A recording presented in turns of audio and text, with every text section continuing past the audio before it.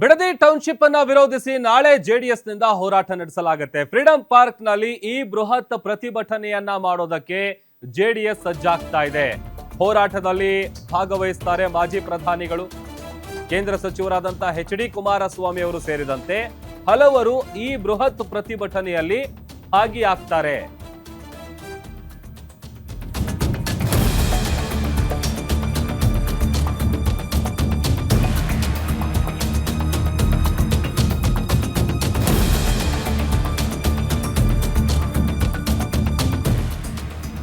Bidadi township ಅನ್ನ ವಿರೋಧಿಸಿ ಇತ್ತೀಚೆಗಷ್ಟೇ ಜಂಟಿ ಪಾದಯಾತ್ರೆಯನ್ನ ಜೆಡಿಎಸ್ ಹಮ್ಮಿಕೊಂಡಿತ್ತು. ಈಗ ನಾಳೆ ದೊಡ್ಡ ಮಟ್ಟದಲ್ಲಿ ಬೃಹತ್ ಪ್ರತಿಭಟನೆಯನ್ನ ಮಾಡೋದಕ್ಕೆ ಜೆಡಿಎಸ್ ಸಜ್ಜಾಗ್ತಾ ಇದೆ.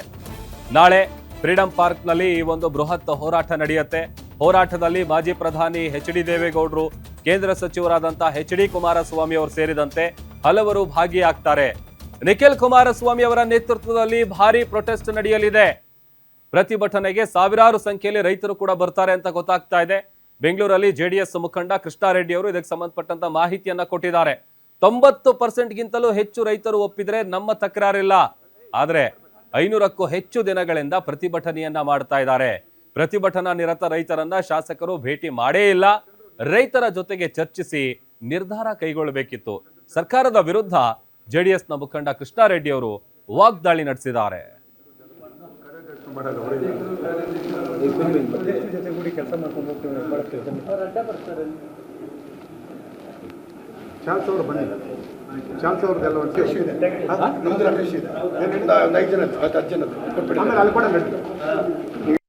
ನಾಳೆ ಒಂದು ದೊಡ್ಡ ಪ್ರಮಾಣದ ಒಂದು ಪ್ರತಿಭಟನೆಯಲ್ಲಿ ಈಗ ನಿಮಗೆ ಮಾಹಿತಿ ಏನಂದ್ರೆ, ನಮ್ಮ ರಾಷ್ಟ್ರೀಯ ಅಧ್ಯಕ್ಷರು ಅದರಲ್ಲಿ ಭಾಗವಹಿಸ್ತಾ ಇದ್ದಾರೆ, ನಮ್ಮ ನಾಯಕರಾದಂಥ ಕುಮಾರಣ್ಣ ಅವರು ಅದರಲ್ಲಿ ಭಾಗವಹಿಸ್ತಾ ಇದ್ದಾರೆ, ಅದರ ನೇತೃತ್ವವನ್ನು ವಹಿಸಿರ್ತಕ್ಕಂಥ ನಮ್ಮ ರಾಜ್ಯ ಯುವ ಘಟಕದ ಅಧ್ಯಕ್ಷರು ನಿಖಿಲ್ ಕುಮಾರಸ್ವಾಮಿ ಅವರು ಕೂಡ ಭಾಗವಹಿಸ್ತಾ ಇದ್ದಾರೆ, ಮತ್ತು ವಿರೋಧ ಪಕ್ಷದ ನಾಯಕರು ಕೂಡ ಭಾಗವಹಿಸ್ತಾ ಇದ್ದಾರೆ.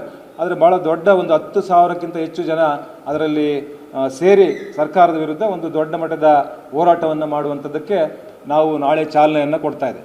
ಜೆಡಿಎಸ್ ಪಕ್ಷದ ಶಾಸಕರು, ಬಿಜೆಪಿ ಶಾಸಕರು ಎಲ್ಲರೂ ಕೂಡ ಸೇರಿ ಬಿಡದಿ ವಿಚಾರ ಇರ್ಬೋದು, ಇನ್ನೂ ಬೇರೆ ಬೇರೆ ಸಬ್ಜೆಕ್ಟ್ ಇದೆ, ಅದರ ವಿಚಾರವಾಗಿ ಸದನದ ಒಳಗಡೆ ಕೂಡ ಮಾಡುವಂಥದ್ದು, ಮತ್ತು ವಿಧಾನಸಭೆ ಒಳಗಡೆ ಮತ್ತು ವಿಧಾನ ಪರಿಷತ್ ಒಳಗಡೆ ಕೂಡ ಹೋರಾಟಗಳನ್ನು ಮಾಡ್ತಕ್ಕಂಥದ್ದು, ಮತ್ತು ವಿಧಾನಸೌಧದ ಆವರಣದಲ್ಲಿ ಏನು ಗಾಂಧಿ ಪ್ರತಿಮೆ ಇದೆ, ಆ ಗಾಂಧಿ ಪ್ರತಿಮೆ ಮುಂದೆ ಕೂಡ ನಾವು ಎರಡೂ ಪಕ್ಷದ ಶಾಸಕರುಗಳು, ಮಾಜಿ ಶಾಸಕರುಗಳೆಲ್ಲ ಸೇರಿ ನಾವು ಅಲ್ಲಿ ಕೂಡ ಒಂದು ಪ್ರತಿಭಟನೆಯನ್ನು ಮಾಡುವಂಥ ಕೆಲಸವನ್ನು ನಾವು ಹಮ್ಮಿಕೊಂಡಿದ್ದೇವೆ, ಮಾಡ್ತೇವೆ. ಮತ್ತು ಇನ್ನೂ ಬೇರೆ ಬೇರೆ ರೂಪದಲ್ಲಿ ಬೇರೆ ಚಳುವಳಿಗಳು, ಬೇರೆ ಬೇರೆ ವಿಧಾನಸೌಧ ಚಲೋ ಇರ್ಬೋದು, ವಿಧಾನಸೌಧಕ್ಕೆ ಮುತ್ತಿಗೆ ಇರ್ಬೋದು, ಇವೆಲ್ಲ ದಿನಾಂಕಗಳನ್ನು ನಿಗದಿ ಮಾಡಿ ಅವನ್ನು ಕೂಡ ಮಾಡುವಂಥ ಕೆಲಸವನ್ನು ಮಾಡ್ತೇವೆ.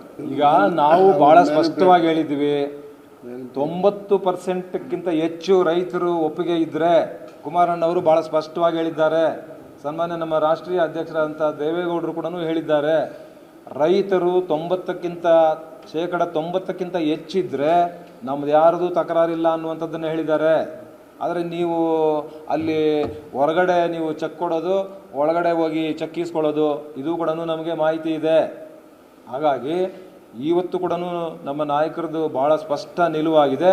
90%ಕ್ಕಿಂತ ಹೆಚ್ಚು ರೈತರು ಜಮೀನು ಕೊಡಲಿಕ್ಕೆ ತಯಾರಿದ್ದರೆ ನಮ್ದು ಯಾರದು ಕೂಡ ತಕರಾರಿಲ್ಲ ಅನ್ನುವಂಥದ್ದನ್ನು ಭಾಳ ಸ್ಪಷ್ಟವಾಗಿ ತಿಳಿಸಿದ್ದಾರೆ.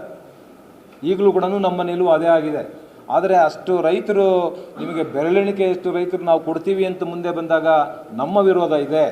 ಹಾಗಾಗಿ ನಾವು ಈ ರೀತಿ ಸಾಮಾಜಿಕ ಕಾರ್ಯಕ್ರಮಗಳು, ಹೋರಾಟಗಳನ್ನು ಕೂಡ ಹಮ್ಮಿಕೊಳ್ಳುವಂಥದ್ದನ್ನು ಮಾಡ್ತೀವಿ, ಮತ್ತು ಕಾನೂನು ಹೋರಾಟಗಳ ಮೂಲಕ ಆ ಜಮೀನನ್ನು ಉಳಿಸ್ಕೊಡುವಂಥ ಕೆಲಸವನ್ನು ನಾವು ಮಾಡ್ತೇವೆ. ಈಗ 520 ದಿನಗಳಿಂದ ನಾವು ಅದನ್ನೇ ಹೇಳ್ತಾ ಇರೋದು. ನೀವು 520 ದಿನಗಳಿಂದ ಅಲ್ಲಿ ರೈತರು, ಮಹಿಳೆಯರು ಅವ್ರ ಮಕ್ಕಳನ್ನ ಹಾಕ್ಕೊಂಡು ಪಾಪ ಅಲ್ಲಿ ಹೋರಾಟ ಮಾಡ್ತಾ ಇದ್ದಾರಲ್ಲ, ನಾವು 1 ಅಡಿ ಜಾಗ ನಿಮಗೆ ಬಿಡೋದಿಲ್ಲ ಅಂತ. ನೀವು ಇಲ್ಲಿಂದ ಸರ್ಕಾರದಿಂದ ಯಾರಾದರೂ ಶಾಸಕರು ಹೋಗಿದ್ದಾರಾ, ಮಂತ್ರಿಗಳು ಹೋಗಿದ್ದಾರಾ, ಯಾರಾದರೂ ಅಧಿಕಾರಿಗಳು ಹೋಗಿದ್ದಾರಾ? ಯಾಕೆ ನಿಮ್ಮ ಕಷ್ಟ ಯಾಕೆ ಏನು ಅನ್ನುವಂಥದ್ದು ಯಾರು? ನಾವು ಅದನ್ನೇ ಹೇಳ್ತಾ ಇರೋದು. ನೀವು ಅಲ್ಲಿ ಚರ್ಚೆ ಮಾಡಿ ಮಾತಾಡಿ ಅಂತ. ಇವ್ರು ಯಾರು ಹೋಗ್ತಾ ಇಲ್ವಲ್ಲ, ಇವ್ರು ಹೋಗೋಕ್ಕೆ ರೆಡಿ ಇಲ್ಲ ಅಂತ ಎಲ್ಲೋ ಕುಂತ್ಕೊಂಡು ಹೇಳಿಕೆಗಳು ಕೊಟ್ಟರೆ ಆಗೋದಿಲ್ಲ. ನೀವು ಅಲ್ಲಿ ಹೋಗಿ ಆ ಭಾಗದಲ್ಲಿರ್ತಕ್ಕಂಥ ಶಾಸಕರು 1 ದಿನ ಹೋಗಿದ್ದಾರಾ? 520 ದಿನದಲ್ಲೇ ಹೋಗಲಿಲ್ಲ. ನೀವು ಯಾರು ಮಂತ್ರಿಗಳು ಹೋಗಲಿಲ್ಲ. ನೀವು ಬೇರೆ ಎಲ್ಲೋ ಕುಂತ್ಕೊಂಡು ನೀವು ಹೇಳಿಕೆಗಳನ್ನು ಕೊಡ್ತಾ ಇರೋದು ಬಿಟ್ಟರೆ ನೀವು ಯಾರು ಕೂಡ ಅಲ್ಲಿ ಹೋಗಿ ಯಾರನ್ನೂ ಭೇಟಿ ಮಾಡಿಲ್ಲ. ಅದನ್ನೇ ನಾವು ಹೇಳ್ತಾ ಇರೋದು. ನೀವು ಅಲ್ಲಿ ಹೋಗಿ ನೀವು ಚರ್ಚೆ ಮಾಡಿ, ಆ ರೈತರ ಹತ್ರ ಮಾತಾಡಿ, ಆ ಮಹಿಳೆಯರ ಹತ್ರ ಮಾತಾಡಿ, ಯಾರು ಹೋಗ್ತಾ ಇಲ್ಲ.